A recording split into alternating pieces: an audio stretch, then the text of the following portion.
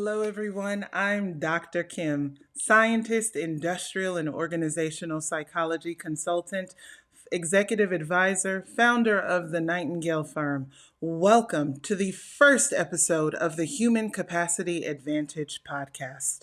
Welcome to the classroom.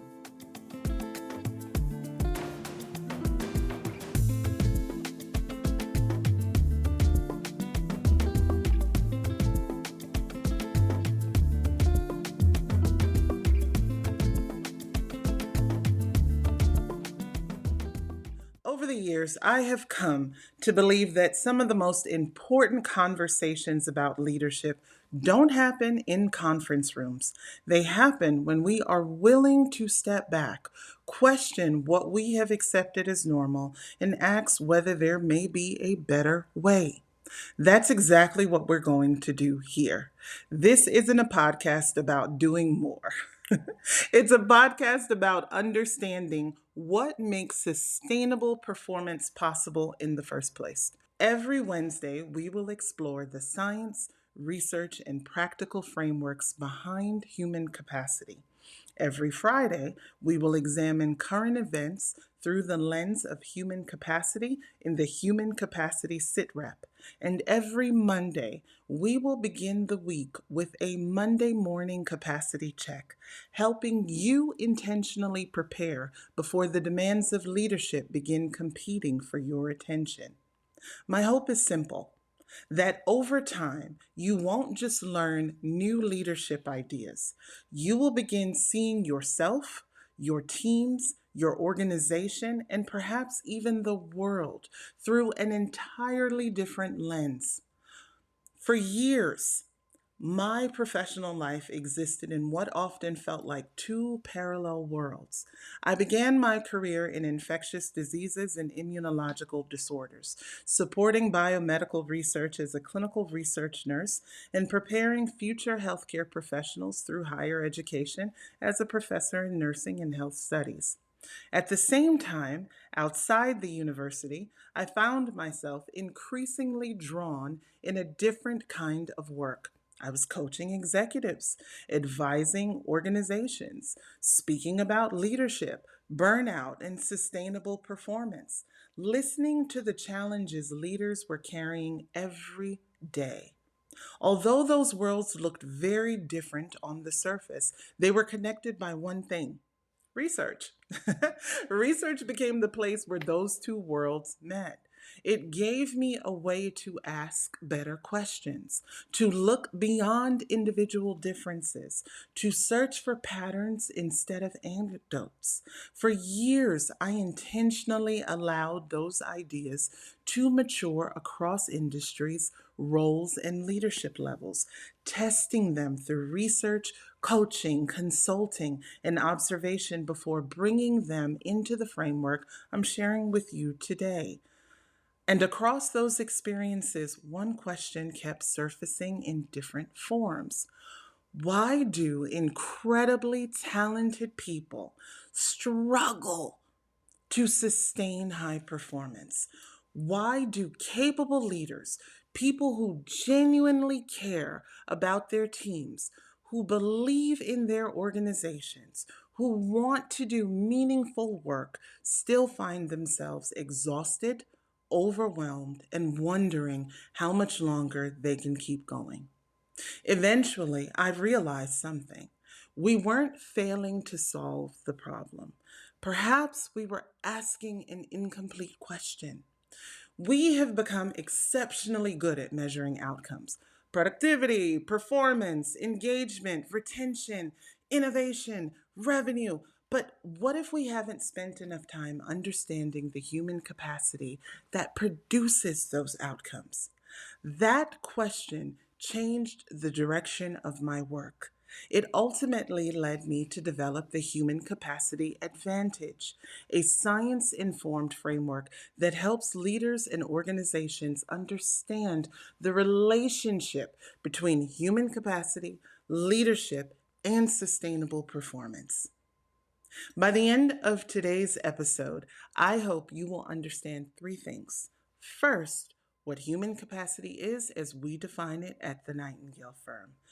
Second, why I believe sustainable performance must be understood through the lens of capacity, and finally, how this podcast is designed to help you think differently about leadership, organizations, and the future of work. Because this isn't simply a podcast, it's an invitation to rethink one of the oldest assumptions in organizational life. So I would like to begin with a story, not about one person, but about thousands.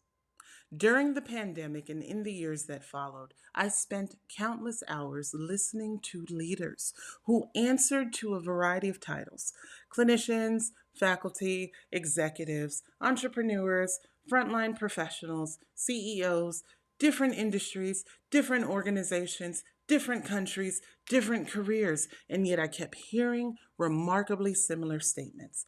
I'm exhausted. I can't think. I don't have anything left. I'm overwhelmed. I love my work, but I can't keep doing it like this. Eventually, I noticed something. People rarely said, I'm not motivated. Instead, I don't have the capacity. That observation stayed with me. It eventually became the question that shaped my research and the work that I do today. For years, much of my coaching and consulting work focused on burnout. I helped leaders recover. I helped teams re engage. I helped organizations move forward after periods of extraordinary demand. And that work mattered. I could help someone recover. I could help them reconnect with their work. I could help them begin performing effectively again. But over time, I found myself asking a different question. What happens after recovery? If someone recovers from burnout, but returns to exactly the same conditions or work environment with the same habits, the same expectations, and the same approach to leadership, have we really solved the problem? Recovery is essential, but recovery without new skills often leads people directly back to where they started. It was good for business. I understood that personally. But I understood this personally. Like many high achievers, I learned to begin with the goal. What needs to be accomplished? What deadline needs to be met? What responsibility needs my attention? For a long time, I approached my days that way. I began with the work and expected my mind and body to comply. I ignored when I was tired. I ignored when I hadn't eaten consistently. I ignored when I was not in a healthy emotional space. I pushed through those signals. Because the goal still needed to be reached. For a while, that approach appeared to work. But the higher I advanced in leadership, the more people depended on my decisions, the more responsibility I carried. And that's when I realized something. Ignoring my capacity wasn't affecting only me anymore. It affected the quality of my decisions. It affected my leadership. It affected everyone who depended on my judgment. And that realization changed everything. I didn't want to simply help people recover after their capacity had depleted. I wanted to understand how to recognize capacity earlier, how to protect it, how to develop it, how to align it with the demands we are being asked to carry. That's when I realized I was no longer simply studying burnout. I was studying the relationship between the demands we place on people and the human capacity they have available to meet those demands. That question became the foundation for the human capacity advantage. Now, at this point, you may be wondering, so why does this matter so much? But because human capacity is not an individual issue. It is a leadership issue. It is a team issue. It is an organizational issue. It is a cultural issue that affects society. Today, many people are living and working under extraordinary levels of demand.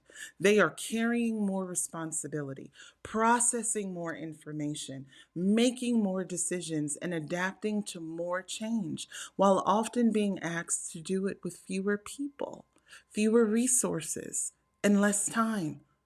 Now, over time, that changes the way we lead. It changes how we think. It changes how we relate to one another. It changes the quality of our decisions. Many leaders today are leading while exhausted, making decisions while experiencing cognitive overload, trying to quietly inspire teams while running low on emotional reserves themselves, and adapting to constant uncertainty while wondering if the next decision they make will be the wrong one. Eventually, those conditions become normalized. We begin believing that constant pressure is simply what leadership looks like. That exhaustion is evidence of commitment, that recovery is optional, that carrying more is always the answer. I don't believe those assumptions are inevitable. I believe they are learned, they are reinforced, and because they are learned, they can also be changed. The way we choose to lead is not inevitable. It is learned, it is reinforced, and because it is learned, it can also be unlearned and reimagined. That is the work of the human capacity advantage. So, what is the human capacity advantage, or what is human capacity? At the Nightingale Firm, human capacity is defined as the total cognitive, emotional, physical, behavioral, relational, professional, and adaptive resources available to meet life's and work's demands. Notice something important about that definition. Human capacity is not only just how much energy you have, it is not your personality, it is not your motivation, it is not your intelligence, it is the total collection of the internal resources you have available before you respond to the demands in front of you. Every conversation requires capacity. Every decision you make requires capacity. Every leadership role requires capacity. Whether we recognize it or not, every demand we encounter draws from one or more dimensions of our human capacity. The question is not whether you are using your capacity. The question is whether you're aware of it. Human capacity matters at every level. One of the reasons I'm so passionate about this work is because human capacity doesn't stop with the individual. It moves, it spreads, it shapes entire systems. At the individual level, human capacity influences how clearly we think, how well we recover, how effectively we regulate our emotions, how consistently we perform. It affects the decisions we make, the relationships we build, and the quality of our work experience. At the team level, human capacity shapes communication, trust, collaboration, conflict, psychological safety. Teams don't simply share information, they also share stress. One depleted leader can influence an entire team. One healthy leader can elevate an entire team. Capacity is contagious. At the organizational level, human capacity influences innovation, engagement, retention, customer experience, decision quality, and sustainable performance. Every strategy, every transformation, every organizational goal ultimately succeeds or fails through people. Organizations do not become burnt out, people do. Organizations do not become overwhelmed, people do, which means every organizational outcome is ultimately connected to human capacity. And at the cultural level, leadership is one of the most powerful forces shaping culture. The behaviors leaders reward become the behaviors organizations repeat. Entire industries begin normalizing whatever leadership styles they consistently recognize, promote, and celebrate. That's why culture doesn't begin with mission statements. Culture begins with repeated leadership behavior, which raises a question I have spent the last few years asking. If we have become exceptionally good at measuring productivity, performance, engagement, revenue, innovation, what might become possible if we become equally intentional about understanding and developing human capacity? Not staffing numbers. People often ask me, why don't you simply call it human capacity? Because capacity by itself is simply a resource. The advantage emerges when we intentionally understand it, measure it, protect it, develop it, and align it with the demands of work and life. When leaders understand their own capacity, they make better decisions. They understand their teams. They build better organizations. When organizations understand human capacity, performance becomes more sustainable. That's the human capacity advantage. It's not simply having capacity, it's learning how to steward it. Let me run that back. It's learning how to steward it. So, what does human capacity actually include? Dimension number one is cognitive capacity, your ability to think clearly, solve problems, learn, make sound decisions. In today's world of constant interruptions and information overload, this may be one of our most valuable resources. Dimension number two is emotional capacity, your ability to regulate emotions, navigate stress, recover from setbacks, remain present with other people. Leadership is emotional work, whether we acknowledge it or not. Dimension number three is physical capacity, the energy of your body, sleep, recovery, nutrition, movement, health. Your body isn't separate from your leadership, it carries your leadership. Dimension number four is behavioral capacity, the ability to consistently translate intention into action. It's discipline, habits, execution, follow through. Many people know what they should do. Behavioral capacity helps explain whether they can consistently do it. Dimension number five is relational capacity, your ability to build trust, communicate effectively, navigate conflict, collaborate, develop meaningful professional relationships. Leadership happens through relationships, not around them. Dimension number six is professional capacity, the clarity, support, resources, autonomy, and role alignment needed to perform your work effectively. Sometimes the problem isn't the individual. Sometimes the work itself has become unsustainable. Professional capacity reminds us to examine both. And last but not least, and what has become perhaps one of the most salient dimensions, dimension number seven is adaptive capacity. One of the most defining leadership competencies of our time. It is your ability to navigate uncertainty, complexity, ambiguity, continuous change, artificial intelligence, economic disruption, organizational transformation. The future will not ask leaders whether change is coming. It will ask whether they developed the capacity to lead through it. These seven dimensions don't operate independently. They interact constantly. A decline in physical capacity often affects cognitive capacity. Emotional depletion influences relational capacity. Adaptive overload influences decision making. Decision making, sorry. Human beings do not compartmentalize themselves nearly as well as organizations often assume or hope. We bring our whole selves to work, whether we intend to or not. Here's what the science has been telling us. At this point, you may be wondering, is this simply another leadership philosophy? I don't believe it is. In fact, I believe the research has been pointing us in this direction for decades.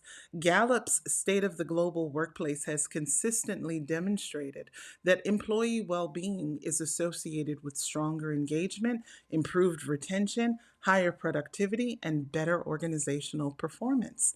The World Health Organization recognizes burnout as an occupational phenomenon resulting from chronic workplace stress that has not been successfully managed. And within industrial and organizational psychology, one of the most influential frameworks is the job demands resource model developed by Arnold Bacher and Evangelia Demiruti. The JDR model demonstrates that when job demands consistently exceed available resources, strain, exhaustion, and burnout become increasingly likely. Conversely, when people have sufficient resources to meet those demands, engagement and performance improve. These contributions fundamentally changed how we understand work, but they also prompted another question for me. What if we looked beyond the demands of the job, beyond the resources provided by the organization, and examined the total human capacity people bring to those demands? Because two people can hold the same position with the same title, the same workload, the same manager, and the same resources, yet experience the work very differently. Why? That question became the beginning of the human capacity advantage. My work doesn't replace the science that came before it, it builds on it. It widens the lens, not simply to measure demands, not simply to measure outcomes, and not to shift responsibility entirely onto individuals. This is a shared responsibility, right? Employees have responsibilities, leaders have responsibilities, organizations have responsibilities. My work is to better understand the human capacity that connects all of them. What does all of this mean for you? Whether you're leading a global organization, managing a small team, building a business, working on the front lines, or simply trying to navigate your own career, human capacity matters because performance simply isn't about what we do, it's about what we have available to do it. When demands consistently exceed human capacity, we compensate. We work longer. We move faster. We sacrifice recovery. We convince ourselves we'll rest after this project, after this quarter, after this promotion, after things settle down. For a while, that strategy appears to work until it doesn't. Decision quality begins to decline. Creativity becomes more difficult. Relationships become strained. Small frustrations begin producing disproportionately large reactions. Patience becomes shorter. Perspective becomes narrower. Eventually, we call it burnout. But I want to challenge that way of thinking. Burnout isn't where that story begins. Burnout is often the end chapter of a much longer story. Long before someone says, I'm burned out, their human capacity was sending signals. Signals that they're carrying more than they can sustainably support. Signals that the relationship between their available capacity and their current demands has increasingly misaligned. The problem is that many of us were never taught how to recognize those signals. We weren't taught to ask about our capacity. We were taught to ask about our performance. We were taught to push harder, become more efficient, manage our time better, become more resilient, carry more, produce more. And somewhere along the way, we became remarkably good at managing work. But we spent far less time learning how to steward the human beings doing the work. And I believe that's the conversation leadership has been missing. Because leadership is not simply the management of work, it is the stewardship of human capacity. To me, that may become one of the defining leadership principles and responsibilities of the future. Not because performance no longer matters, it absolutely does, but because we are finally willing to recognize that sustainable performance has always depended upon human capacity, and we keep overlooking it. Thank you for joining me for this inaugural episode of the Human Capacity Advantage. If today challenged the way you think about leadership, then we've accomplished exactly what I hoped we would. Because my goal isn't simply to give you another leadership model. My goal is to help you see leadership differently. Here's how we will do it. Over the coming months, we will explore topics like burnout, decision making, artificial intelligence, leadership, organizational culture, adaptive capacity, the future of work, and so much more. But everything begins here with one simple idea. Perhaps sustainable performance has never been primarily about working harder. Perhaps it has always been about understanding, developing, protecting, and aligning our capacity. If that's true, then leadership itself needs to begin to look different. Because leadership is no longer simply about getting work done. It's about creating conditions where people have the capacity to do their best work consistently over time. And that's the human capacity advantage. And that's it. If today's conversation resonated with you, subscribe and share this episode with someone who would benefit from it. You can continue the conversation with me and my team at thenightingalefirm.com. New episodes of the Human Capacity Advantage podcast are released every Monday, Wednesday, and Friday. On Monday, the Monday Morning Capacity Check prepares you to approach the week with greater awareness and intention. On Wednesday, our main classroom episode develops your understanding of the research, workplace realities, and leadership practices in the Human Capacity Advantage system. And on Friday, the Human Capacity Sit Rep teaches you to look beneath the headlines, recognize the capacity challenges shaping our world, and consider what responsible leadership requires. Monday prepares you, Wednesday develops you, and Friday teaches you to see the world differently. Between now and our next class, pay attention to the world around you.